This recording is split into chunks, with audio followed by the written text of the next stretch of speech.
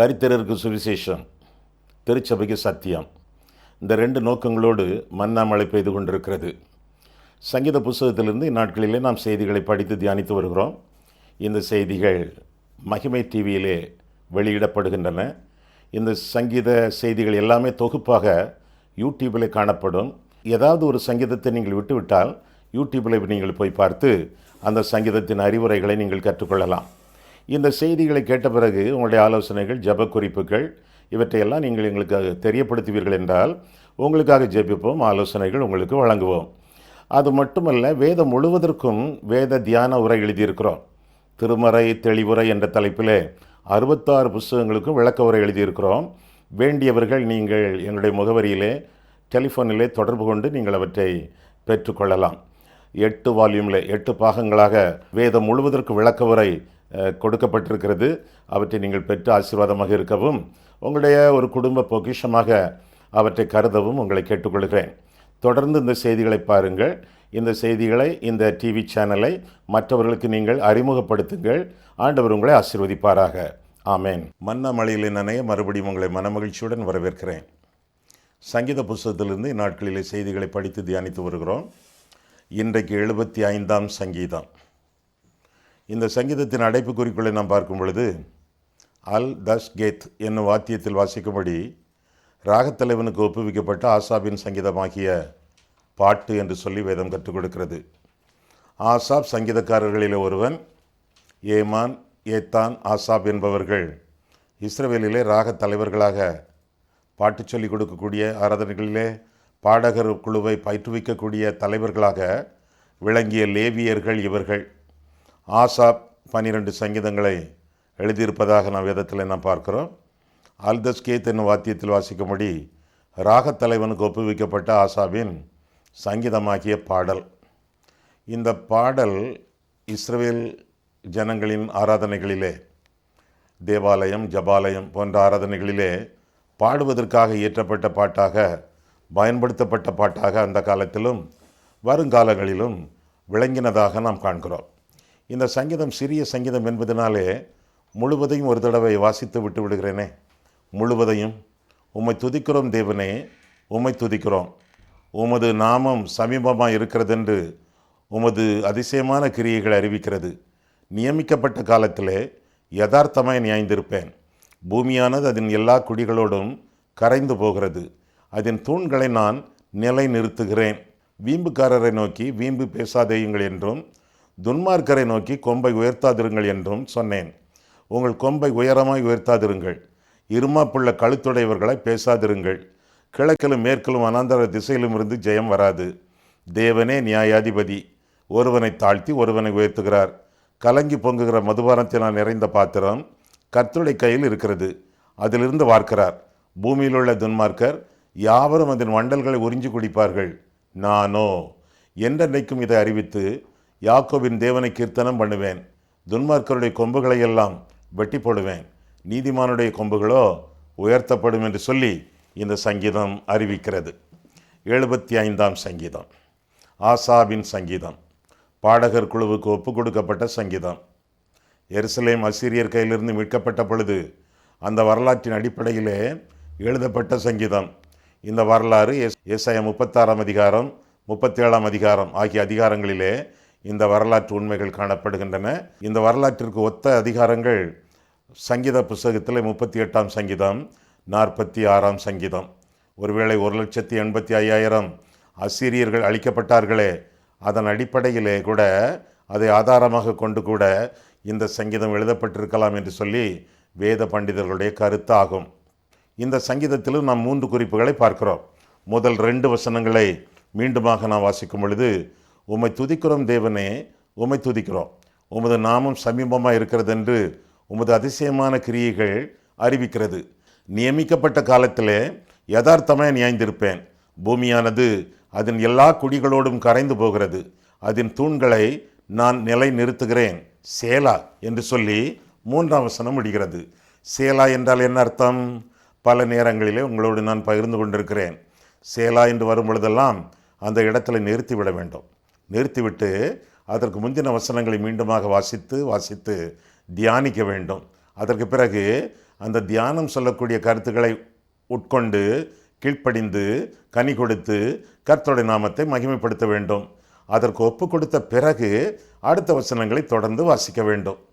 சுருக்கமாக சொன்னால், சேலா என்றால் அது வந்த இடத்திலேயே நிறுத்தி அதற்கு முந்தின வசனங்களை தியானித்து அவற்றை கைக்கொள்ள ஒப்பு கொடுத்து தொடர்ந்து மற்ற வசனங்களை வாசிக்க வேண்டும். இந்த சங்கீதத்தில் சொல்லப்படக்கூடிய முதலாவது கருத்து நியமிக்கப்பட்ட காலம், காட்ஸ் அப்பாயிண்டட் டைம். நியமிக்கப்பட்ட காலம். கர்த்தருக்கு ஒரு காலம் உண்டு. ஒவ்வொரு காலத்திலும் ஒவ்வொரு காரியங்களை ஆண்டவர் செய்வதாக பார்க்கிறோம். எந்த ஒரு வேளையிலும் ஆண்டவர் சீக்கிரமாக வருவதில்லை, ரொம்ப லேட்டாகவும் வருவதில்லை. குறித்த காலம் என்று அவருக்கு உண்டு. குறித்த காலம் என்று அவருக்கு உண்டு. அந்த காலத்திலே கர்த்தர் காரியத்தை நிறைவேற்றுகிறார் என்று சொல்லி வேதம் நமக்கு கற்றுக் கொடுக்கிறது. பிரசங்கியிலே இந்த வசனங்களை நீங்கள் அடிக்கடி வாசித்திருப்பீர்களே. பிரசங்கி புஸ்தகத்தை நீங்கள் பார்க்கும் பொழுது 3ஆம் அதிகாரத்தில் ஒவ்வொன்றிற்கும் ஒவ்வொரு காலம் உண்டு. வானத்தின் கீழ் இருக்கிற ஒவ்வொரு காரியத்துக்கும் ஒவ்வொரு சமயம் உண்டு. பிறக்க ஒரு காலம் உண்டு, இறக்க ஒரு காலம் உண்டு, நட ஒரு காலம் உண்டு, நட்டதை பிடுங்க ஒரு காலம் உண்டு, கொல்ல ஒரு காலம் உண்டு, குணமாக்க ஒரு காலம் உண்டு, இடிக்க ஒரு காலம் உண்டு, கட்ட ஒரு காலம் உண்டு, அழ ஒரு காலம் உண்டு, நகைக்க ஒரு காலம் உண்டு, புலம்ப ஒரு காலம் உண்டு, நடனம் பண்ண ஒரு காலம் உண்டு, கற்களை எரிந்துவிட ஒரு காலம் உண்டு, கற்களை சேர்க்க ஒரு காலம் உண்டு, தழுவ ஒரு காலம் உண்டு, தழுவாமல் இருக்க ஒரு காலம் உண்டு, தேட ஒரு காலம் உண்டு, இழக்க ஒரு காலம் உண்டு, காப்பாற்ற ஒரு காலம் உண்டு, எரிந்துவிட ஒரு காலம் உண்டு, கிழிக்க ஒரு காலம் உண்டு, தைக்க ஒரு காலம் உண்டு, மௌனமாக இருக்க ஒரு காலம் உண்டு, பேச ஒரு காலம் உண்டு, சிநேகிக்க ஒரு காலம் உண்டு, பகைக்க ஒரு காலம் உண்டு, யுத்தம் பண்ண ஒரு காலம் உண்டு, சமாதானம் பண்ண ஒரு காலம் உண்டு, வருத்தப்பட்டு பிரயாசப்படுகிறவனுக்கு அதனால் பலன் என்ன என்று தொடர்ந்து பிரசங்கி எழுதுவதாக நாம் விதத்தில் வாசிக்கிறோம். ஒவ்வொரு காரியத்தை செய்ய ஒவ்வொரு காலம் உண்டு. அதுபோல தேவனுக்கும் தம்முடைய காரியங்களை நிறைவேற்ற ஒவ்வொரு காலத்தை கர்த்தர் முன் குறித்திருக்கிறார் என்று சொல்லி வேதத்திலிருந்து தெளிவாக நாம் வாசிக்கிறோம். கிறிஸ்மஸ் டிசம்பர் 25ஆம் தேதி கொண்டாடுகிறோம். டிசம்பர் 25ஆம் தேதி ஆண்டவர் பிறந்தார்? இல்லவே இல்லை. அவர் எப்பொழுது பிறந்தார் என்பதற்கு வேதத்திலோ வரலாற்றிலோ ஆதாரமே இல்லை. ஆனாலும் கலாத்தியர் 4ஆம் அதிகாரத்தில் பார்க்கும் பொழுது காலம் நிறைவேறிய பொழுது கன்னியின் வயிற்றிலே உதித்தவர் என்ற கருத்தை நாம் பார்க்கிறோம். காலம் நிறைவேறிய பொழுது, அந்த காலம் சொல்லப்படவில்லை. கர்த்தர் சித்தமான வேளையிலே கர்த்தருடைய குமாரன், பிதாவின் குமாரன் பிறந்ததாக நாம் வேதத்திலே வாசிக்கிறோம். கர்த்தர் பிறந்த அந்த நாளை விக்கிரகமாக்காமல் கர்த்தரை மட்டுமே தொழுது கொள்ளத்தக்கதாக, நாளுக்கு முக்கியத்துவம் கொடுக்காமல் ஆளுக்கு முக்கியத்துவம் கொடுக்கத்தக்கதாக கர்த்தர் பிறந்த நாள் வேதத்திலும் வரலாற்றிலும் சொல்லப்படவே இல்லை. அது கர்த்தருக்கு சித்தமான ஒரு நாள். அப்படின்னா டிசம்பர் 25 ஏன் கொண்டாடுகிறோம்? நாட்களை விசேஷித்துக் கொள்கிறவன் கர்த்தருக்கென்று விசேஷித்துக் கொள்கிறான். பிறந்தாரே, வரலாற்று புருஷனாக மாறினாரே, வரலாற்றில் வந்த மனிதர் அல்லவா? அவருடைய வரலாற்று உண்மையை நாம் கடைபிடிக்கத்தக்கதாக, கருத்திற்கொண்டு ஆராதிக்கத்தக்கதாக, வரலாற்று புருஷர் என்று உலகத்தில் அவரை குறித்து பறைசாற்றத்தக்கதாக ஒரு நாளை, குறிப்பாக டிசம்பர் 25ஆம் தேதியை குறித்திருக்கிறோம். சில நாடுகளிலே டிசம்பர் 18, சில நாடுகளிலே ஜனவரி 6, ஒவ்வொருவரும் ஒவ்வொரு காலத்தை குறித்திருக்கிறார்கள். ஆனாலும் அகில உலகத்திலும் பெரும்பான்மையான மக்கள் டிசம்பர் 25ஐயே கர்த்தருடைய பிறந்த நாளாக கொண்டாடுகிறார்கள். குறித்த காலம் உண்டு. ஆண்டவர் விடுதலை தர இஸ்ரவேல் ஜனங்கள் 430 வருஷங்கள் எகிப்தில் இருந்தார்கள். நியமிக்கப்பட்ட காலம் 430 ஆண்டுகள் முடிந்துவிட்டன அவர்களுக்கு விடுதலை. அதே இஸ்ரவேல் ஜனங்கள் பாபிலோனிலே 70 வருஷங்கள் இருந்தார்கள். நியமிக்கப்பட்ட காலம் 70 வருஷம் முடிந்தது, விடுதலை செய்யப்பட்டார்கள். சீஷர்களை பார்த்து ஆண்டவர் சொன்னார், அக்கறைக்கு போவோம் வாருங்கள். எல்லாரும் படகில ஏறினார்கள். கர்த்தர் சொன்னார், நீங்கள் முன்னால் போங்க, நான் பின்னால் வந்து ஜாயின் பண்ணிக்கிடுறேன் என்று சொல்லி ஒரு மலையின் மேல் ஏறி ஜெபம் பண்ண தொடங்கினார். சீஷர்கள் கடலிலே போனார்கள், கப்பலிலே பயணம் மேற்கொண்டார்கள். நடுக்கடல் வந்தாயிற்று, கடல் குமரியது, காற்று அடித்தது, தண்ணீர் பலமாய் தள்ளினதுனாலே கப்பல் ஆடியது, கப்பலுக்குள்ளே தண்ணீர் நிறைந்தது. கதறினார்கள், அலறினார்கள், குமுறினார்கள், அழிந்து விடுவோம் என்று சொல்லி அங்கலாய்த்தார்கள். எவ்வளவோ கூக்குரலிட்டும் யார் வந்து காப்பாற்றவில்லை. கர்த்தர் அதை பார்த்தாரா? ஆண்டவராகிய இயேசு கிறிஸ்து பார்த்தார். எதுவும் அவருடைய காந்திக்கு மறைவாக, அவருடைய கண்களுக்கு மறைவாக இருந்ததே இல்லை. 7 கண்களுடைய ஆண்டவர் அந்த காட்சியை பார்த்தார், பார்த்து கொண்டே இருந்தார். அவர்கள் அழுது புலம்பி கத்தி கதறி ஜெபித்த பிறகும் ஆண்டவர் அசைந்து கொடுக்கவில்லை. இஸ்ரவேல் ஜனங்களுக்கு இரவு காலம் 4 ஜாமங்களாக பிரிக்கப்பட்டிருந்தன. 4 வாட்சஸ். முதல் ஜாமம் மாலை 6 மணி முதல் இரவு 9 மணி வரை. 2வது ஜாமம் இரவு 9 மணி முதல் 12 மணி வரை. 3வது ஜாமம் நடுராத்திரி 12 மணி முதல் 3 மணி வரை. 4வது ஜாமம் காலை 3 மணி முதல் 6 மணி வரை. முதல் ஜாமத்திலே ஆண்டவர் வரவில்லை. 2வது ஜாமத்திலே வந்து அவர்களை காப்பாற்றவில்லை. 3வது ஜாமத்திலே வந்து அவர்களை பாதுகாக்கவில்லை. 4வது ஜாமம் ஆண்டவர் நியமித்த ஜாமம், ஆண்டவர் குறித்த வேளை. அந்த வேளையிலே கடலின் மேல் நடந்து வந்து கர்த்தர் அவர்களை காப்பாற்றினார் என்று சொல்லி வேதத்திலே வாசிக்கிறோம். 4வது ஜாமம் ஆண்டவர் சித்தமான வேளை, ஆண்டவர் குறித்த வேளை. அந்த வேளையிலே கர்த்தர் கடலிலே நடந்து வந்து அவர்களை பாதுகாத்தார். நம்முடைய வாழ்க்கையிலே கூட சில சமயங்களிலே ஆண்டவர் நம்முடைய ஜெபங்களுக்கு உடனடியாக பதிலளிக்கிறார். சில சமயங்களிலே படிப்படியாக பதிலளிக்கிறார். சில சமயங்களிலே அவருக்கு சித்தமான வேளையிலே பதிலளிக்கிறார். அந்த வேளை வரும் பொழுது ஆவன செய்கிறார். அதுபோல 4வது ஜாமம் கர்த்தருக்கு சித்தமான நியமிக்கப்பட்ட காலம். அந்த காலத்தில் வந்து கர்த்தர் அவர்களை ஆதரித்தார் என்று சொல்லி வேதத்தில் வாசிக்கிறோம். ஒருவேளை ஜெபித்து கொண்டிருக்கிறீர்கள், ஜெபத்திற்கு பலன் உடனடியாக கிடைக்கவில்லை, கலங்காதிருங்கள். ஜெபத்திற்கு பலன் உண்டு. ஆண்டவருக்கு சித்தமான வேளையிலே அவர் வந்து நின்று உங்களுக்கு உதவி செய்வார் என்று சொல்லி வேதம் நமக்கு கற்றுக் கொடுக்கிறது. ஆண்டவர் நிச்சயமாக தம்முடைய கிருபையினாலே உங்களுடைய வாழ்க்கையின் குழப்பமான வேளைகளிலே குறுக்கிட்டு அவர் உங்களை தப்புவிப்பார் என்று சொல்லி வேதம் நமக்கு கற்றுக் கொடுக்கிறது. நியமிக்கப்பட்ட காலம் ஒவ்வொருவருக்கும் உண்டு. அந்த நியமிக்கப்பட்ட காலத்திலே கர்த்தர் நமக்கு உதவி செய்வார். அதுவரை பொறுமையோடு இருக்க வேண்டும். வாக்குத்தத்தங்களை விசுவாசித்து பற்றி கொண்டு வாழ வேண்டும். அதுவரை, அந்த காலம் நிறைவேறும் வரை, கர்த்தர் செயலாற்று வரை, அந்த இடைப்பட்ட நாட்களிலே பகல் கனவு காணக்கூடாது, பெருமை அடிக்கக்கூடாது, மற்றவர்களை பார்த்து பொறாமை கொள்ளக்கூடாது, சுய பரிதாபம் கொள்ளக்கூடாது, நம்முடைய கவலைகளை அங்குமிங்கும் சொல்லி அலையக்கூடாது. என்ன செய்யணும்? எபிரேயர் 10:36 பார்க்கிறோம். நீங்கள் தேவ சித்தத்தின்படி செய்து வாக்குத்தத்தம் பண்ணப்பட்டதை பெறும்படிக்கு பொறுமையானது உங்களுக்கு அவசியமாயிருக்கிறது. அந்த குறிப்பிட்ட காலத்திலே, இடைப்பட்ட காலத்திலே, நீங்கள் காத்திருக்கும் காலத்திலே 1 பொறுமையாயிருங்கள். 2 கர்த்தருடைய சித்தத்தை ஆங்காங்கு செய்யுங்கள். என்னென்ன ஆண்டவருக்காக செய்கிறீர்களோ பணிவிடைகள், ஊழியங்கள், சேவைகள், இதையெல்லாம் செய்து கொண்டே இருங்கள். அந்த குறிப்பிட்ட காலத்திலே உங்களுக்கு என்ன செய்ய வேண்டும் என்பதற்கு ஆண்டவர் ஆயத்தப்படுத்தி, அந்த குறிப்பிட்ட காலத்திலே என்ன செய்ய வேண்டும் என்பதை ஆண்டவர் யோசித்து குறிப்பிட்ட காலத்திலே ஆண்டவர் செயலாற்றுவார். நீங்கள் செய்ய வேண்டியதை நீங்கள் செய்யுங்கள். ஆண்டவர் செய்ய வேண்டுவதை ஆண்டவர் செய்வார். கர்த்தருக்காக நீங்கள் ஈடுபடும் பொழுது கர்த்தர் உங்களுக்காக ஈடுபடுவார். எனவே நீங்கள் சோர்ந்து போகாமல் கர்த்தருடைய கரங்களுக்காக காத்திருங்கள். கர்த்தருடைய வேலைக்காக பொறுமையை தரித்து உங்கள் சாந்த குணம் எல்லா மனுஷருக்கும் தெரிந்திருப்பதாக என்ற வசனத்தின்படி ஆண்டவருடைய சமூகத்திலே தரித்திருங்கள், பொறுத்திருங்கள். ஆண்டவர் வருவார். காரியங்களை எல்லாம் ஆண்டவர் செய்து முடிப்பார். நீங்கள் சந்தோஷப்படுத்தி ஆண்டவரை மகிமைப்படுத்துவீர்கள். கர்த்தர் கடலின் மேல் நடந்து வந்தார். அவர்கள் எதை நினைத்து பயப்படுகிறார்கள்? கடலை பார்த்துதான் பயப்படுகிறார்கள். கொந்தளிக்கும் கடல், அது எங்கே இருக்கிறது? ஆண்டவருடைய காலடியிலே இருக்கிறது. எதை நினைத்து பயப்படுகிறார்களோ அது ஆண்டவருடைய காலடியின் கீழே இருக்கிறது. நீங்கள் உங்களுடைய வாழ்க்கையிலே என்னென்ன காரியங்களை குறித்து யார் யாரையெல்லாம் எண்ணி பயந்து கொண்டிருக்கிறீர்களோ அவர்கள் எல்லாரும் கர்த்தருடைய காலடியிலே இருக்கிறார்கள். கர்த்தருக்கு மிஞ்சி அவர்கள் எழும்ப முடியாது.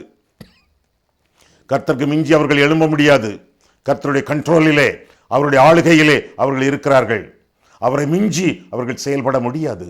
எனவே நீங்கள் அஞ்சுவதெல்லாம் ஆண்டவருடைய காலடியிலே என்று எண்ணி ஆண்டவரை பார்த்து பிரகாசமடைந்து ஒவ்வொரு நாளும் ஆண்டவரை துதித்து வாழ வேண்டியது நம்முடைய கடமை. உங்களுடைய கடமை, என்னுடைய கடமை. ஆக முதலாவதாக நியமிக்கப்பட்ட காலம், இரண்டாவதாக நிலைநிறுத்தும் ஆண்டவர், கர்த்தர் நிலைநிறுத்தக்கூடியவர் என்று சொல்லி மூன்றாவது வசனத்திலே பார்க்கிறோம். ஏற்கனவே பார்த்தோம். மூன்றாம் வசனத்தை நாம் பார்க்கும் பொழுது 75ஆம் சங்கீதம் 3ஆம் வசனம், நியமிக்கப்பட்ட காலத்திலே யதார்த்தமாய் நியாய்ந்திருப்பேன், பூமியானது அதன் எல்லா குடிகளோடும் கரைந்து போகிறது, அதிலே தூண்களை நான் நிலை நிறுத்துகிறேன், சேலா என்று சொல்லி வேதம் சொல்கிறது. சேலா என்றால் அங்கே நிறுத்தி யோசித்து சிந்தித்து கைக்கொண்டு கீழ்ப்படிந்து தொடர்ந்து வாசிக்க வேண்டும். சேலா. சிந்திப்போமா? ஆண்டவர் பூமியின் அஸ்திபாரங்களை உண்டாக்கி அவற்றை நிலைநிறுத்தக்கூடியவர். ஆண்டவர் உண்டாக்கினவர். அதை யாரும் உடைக்க முடியாது, அதை யாரும் நீக்க முடியாது. கடவுளுடைய ஆளுகையிலே அந்த தூண்கள் இருக்கின்றன. பூமியின் அஸ்திபாரங்கள், பூமியின் ஆழங்கள் எல்லாமே ஆண்டவருடைய கரத்தில் இருக்கிறது. எனவே அவையெல்லாம் உறுதியாக காக்கப்படுகிறது. அசையாமை அவைகளிடத்தில் உண்டு. அசையாதபடிக்கு ஆண்டவர் அவைகளுக்கு அஸ்திபாரம் போட்டிருக்கிறார். அவை நீடித்து நிலைத்து நிற்கும் என்று சொல்லி அறிந்து கொள்ள வேண்டும். நம்முடைய வாழ்க்கையில கூட தேவன் எல்லாரையும் எல்லாவற்றையும் ஆள்கிறார்.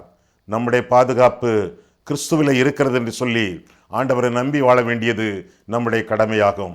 என்ன துன்பங்கள் வந்தாலும், என்ன துயரங்கள் வந்தாலும், என்ன விரோதிகள் வந்தாலும், என்ன எதிர்ப்புகள் வந்தாலும், என்ன வந்தாலும் ஆண்டவரை ஒன்றும் செய்ய முடியாது.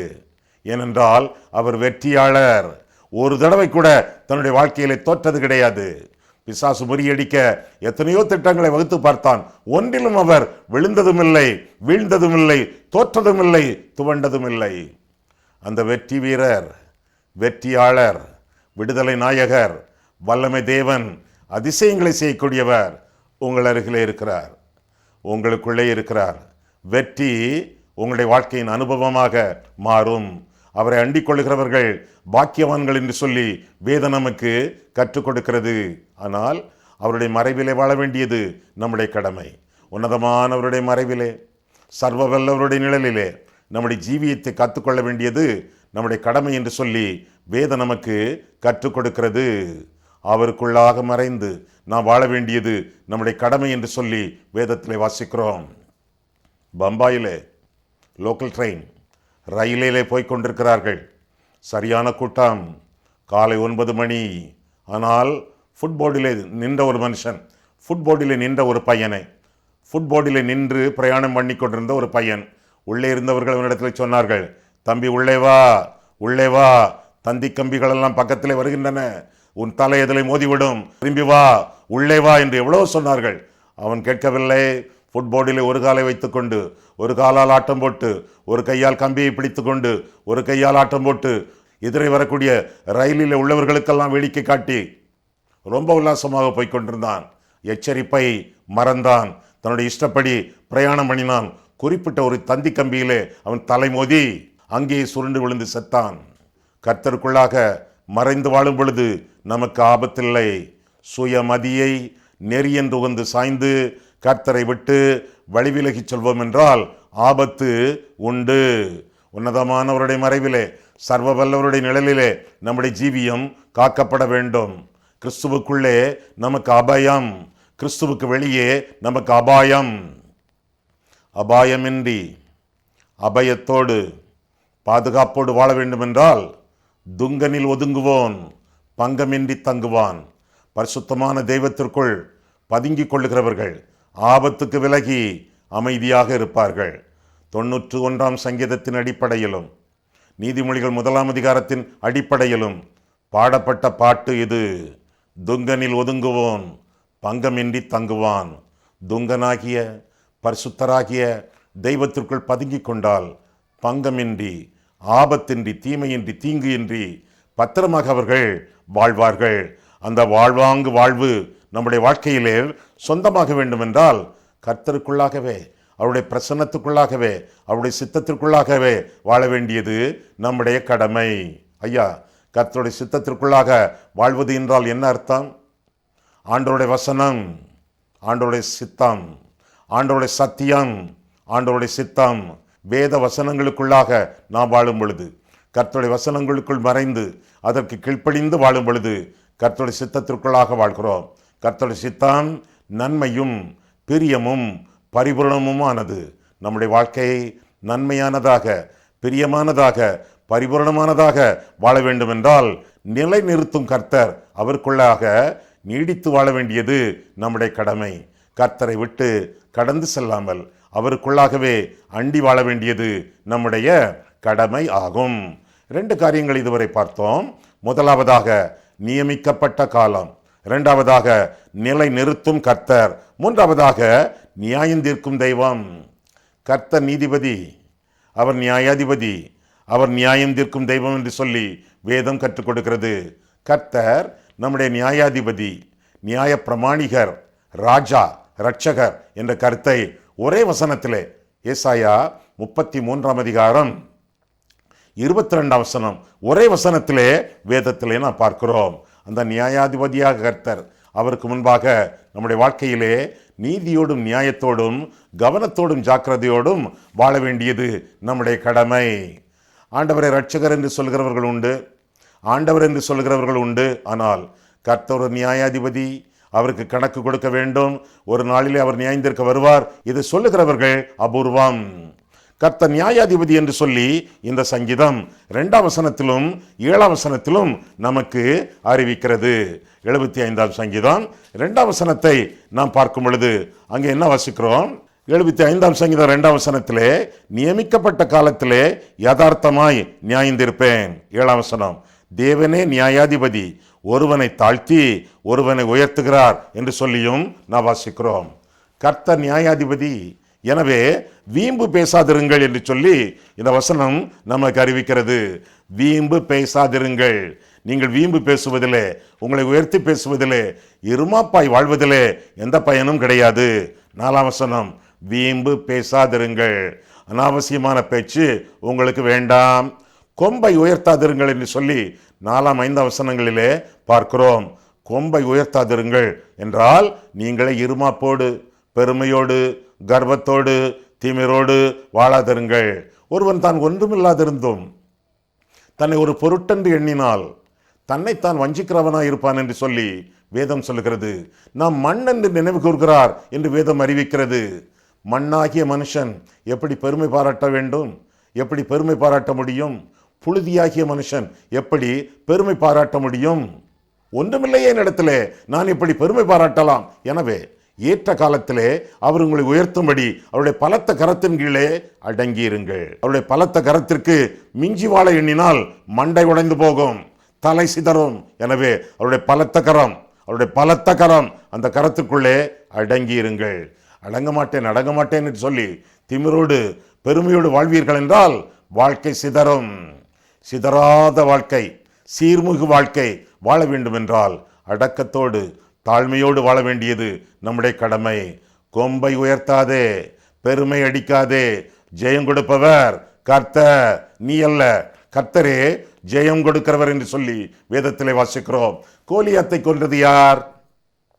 தாவீது என்று எல்லோரும் சொல்லுவோம். ஆனால் தாவீதை கேட்டால் தாவீதே தாவீதே, கோலியாத்தை கொன்றது யார் என்று சொன்னால் நான் அல்ல, என் கவனும் கல்லும் அல்ல, கர்த்தர். அவருடைய நாமத்தினாலே சென்றேன், அவருடைய நாமத்தினாலேயே இந்த பராக்கிரம செயல் நடந்தது, அவன் வீழ்ந்தான் என்று சொல்வான். ஜெயம் கொடுக்கிறவர் கர்த்தர் என்று சொல்லி வேதம் நமக்கு கற்றுக் கொடுக்கிறது. ஒருவனை தாழ்த்தி ஒருவனை உயர்த்துகிறார். சவுலை தாழ்த்தினார், தாவீதை உயர்த்தினார். ஆமானை தாழ்த்தினார், மொர்தேக்காயை உயர்த்தினார். ஒருவனை தாழ்த்தி ஒருவனை உயர்த்துகிறார். ஏனென்றால் அவர் ஏற்ற காலத்திலே எல்லாவற்றையும் செய்யக்கூடியவர், முக்கியமாக நியாயந்திருக்கிறவர் என்று சொல்லி வேதத்திலே வாசிக்கிறோம். நம்முடைய கிரியைகளை நியாயந்திருக்கிறார். வெளிப்படுத்துகிற விசேஷம் 20ஆம் அதிகாரம். நம்முடைய சொற்களை நியாயந்திருக்கிறார். மத்தேயு 12ஆம் அதிகாரம். நம்முடைய நினைவுகளை, யோசனைகளை, சிந்தனைகளை, இருதயத்தின் எண்ணங்களை நியாயந்திருக்கிறார். 1 கொரிந்தியர் 4ஆம் அதிகாரம். நம்முடைய அந்தரங்கங்களை நியாயந்திருக்கிறார். ரோமர் 2ஆம் அதிகாரம். அந்தரங்கங்கள். நம்முடைய அந்தரங்கங்களிலே என்னென்ன நடக்கின்றனவோ, என்னென்னவற்றை நாம் கற்பனை செய்து யோசனை செய்து பார்க்கிறோமோ, என்னென்ன காரியங்களிலே ஒருவருக்கும் தெரியாது என்று சொல்லி ஈடுபடுகிறோமோ, எல்லாவற்றையும் கர்த்தர் காண்கிறார். நீர் என்னை காண்கிற தெய்வம். அவருக்கு கணக்கு கொடுக்க வேண்டியது நம்முடைய கடமை. இவை எல்லாவற்றை குறித்து நியாயத்திலே அவர் கொண்டு நிறுத்துவார் என்று அறி என்று சொல்லி பிரசங்கி 11ஆம் அதிகாரத்திலே கடைசி 2 வசனங்களிலே நாம் காண்கிறோம். நியாய தீர்ப்பு உண்டு. நியாய தீர்ப்புக்கு யாருமே தப்ப முடியாது. இந்தந்த காரியங்களை எல்லாம் ஆண்டவர் அறிவார். குறிப்பாக அந்தரங்க காரியங்கள். ஐயா, நான் பண்ணியது அந்தரங்க பாவம், யாருக்கும் அது தெரியாது, நானே ரசித்தேன், நானே அனுபவித்தேன், இதனால் யாருக்கு என்ன கஷ்டம், இதனால் யாருக்கு என்ன நஷ்டம். அந்த பாவத்தை பிதா பார்த்தார், அந்த பாவத்தை குமாரன் பார்த்தார், அந்த பாவத்தை பரிசுத்தாவியானவர் பார்த்தார், அந்த பாவத்தை தூதர்கள் பார்த்தார்கள், அந்த பாவத்தை பிசாசுகள் பார்த்தன. எத்தனையோ பேர் மத்தியிலே அந்த பாவம் செய்யப்பட்டது. இதனால் யாருக்கு கஷ்டம், இதனால் யாருக்கு நஷ்டம்? இதனால் பிதாவுக்கு நஷ்டம், குமாரனை இழக்க வேண்டியதாயிற்று. இதனாலே குமாரனுக்கு நஷ்டம், இரத்தத்தை இழக்க வேண்டியதாயிற்று. இதனாலே பரிசுத்தாவியானவருக்கு கஷ்டம், துக்கப்பட வேண்டியதாயிற்று. இதனாலே உனக்கும் நஷ்டம். நீ மனம் திரும்பாமல் போவாயானால் உனக்கு நஷ்டம், நரகத்திலே பங்கடைவாய். நீ மனம் திரும்பின பிறகும் மன்னிக்கப்பட்ட உன்னுடைய பாவங்களுக்கு தண்டனை உண்டு, விளைவுகள் தொடரும். தி கான்சிக்வன்சஸ் வில் ஃபாலோ. எனவே பாவம் செய்யாமல் பாவத்திற்கு முற்றுப்புள்ளி வைத்து தேவனை பற்றி பிடித்து வாழ வேண்டியது உங்களுடைய கடமை. பாவத்திற்கு நீங்கள் முற்றுப்புள்ளி வைக்கவில்லை என்றால் பாவம் உங்களுக்கு முற்றுப்புள்ளி வைக்கும். எனவே அந்தரங்க பாவம் என்று ஒன்றுமே கிடையாது. எல்லாமே வெளியரங்கமான பாவங்கள். எந்த பாவமும் ஆண்டவருக்கு வேதனை தரக்கூடிய பாவங்கள், இறுதியிலே உனக்கும் வேதனை தரக்கூடிய பாவங்கள். எனவே பாம்போடு பழகேல், பாவத்தோடு பழகாமல் ஆண்டவருக்கு நம்முடைய வாழ்க்கையிலே முதலிடம் முக்கியத்துவம் கொடுத்து ஆண்டவரை மட்டும் மகிமைப்படுத்தி சந்தோஷமாக இந்த உலகத்திலே வாழ வேண்டியது நம்முடைய கடமையாகும். இதுவரை 3 காரியங்களை பார்த்தோம். இன்னொரு காரியத்தையும் பார்க்க போகிறோம். முதலாவதாக நியமிக்கப்பட்ட காலம், இரண்டாவதாக நிலைநிறுத்தும் கர்த்தர், மூன்றாவதாக நியாயந்தீர்க்கும் தேவன், நான்காவதாக நீதிமானுடைய கொம்புகள். நீதிமானுடைய கொம்புகள் என்று சொல்லி 9ஆம் 10ஆம் வசனங்களிலே நான் வாசித்து முடிக்கிறோம். 9ஆம் 10ஆம் வசனங்கள் என்ன? நானோனா மற்றவங்க எப்படி இல்லாமல் வாழ்றாங்க, நானோ கர்த்தருடைய இரக்கத்தினாலே கர்த்தருடைய இரத்தத்தினாலே கழுவப்பட்ட நானோ நீதிமானாக எண்ணப்படுகிற நானோ என்றென்றைக்கும் இதை அறிவித்து யாக்கோபின் தேவனை கீர்த்தனம் பண்ணுவேன். துன்மார்க்கருடைய கொம்புகளை எல்லாம் வெட்டி போடுவேன், நீதிமானுடைய கொம்புகளோ உயர்த்தப்படும் என்று சொல்லி வேதம் நமக்கு கற்றுக் கொடுக்கிறது. நீதிமானுடைய கொம்புகள் உயர்த்தப்படும். அதற்கு முன்பாக நானோ அறிக்கை செய்வேன். 9வது வசனத்திலே கீர்த்தனம் பண்ணுவேன், அதே 9ஆம் வசனத்திலே உயர்த்தி காண்பிப்பேன். 10ஆம் வசனத்திலே ஆண்டவர் உயர்த்துவார், அதே வசனத்திலே ஆண்டவரை குறித்து அறிக்கை செய்வது, ஆண்டவர் செய்த நன்மைகள், குறிப்பாக ரட்சிப்பின் உண்மைகள், இதையெல்லாம் மற்றோருக்கு அறிவிக்க வேண்டியது, உற்றாருக்கு அறிவிக்க வேண்டியது, பெற்றோருக்கு வழங்க வேண்டியது நம்முடைய கடமை. நானோ அறிக்கை செய்வேன். எனக்குள்ளே நான் பெற்ற ரட்சிப்பை எனக்குள்ளே அடைத்து வைத்துக் கொள்ள மாட்டேன். யான் பெற்ற இன்பம் பெருகை வையகம்.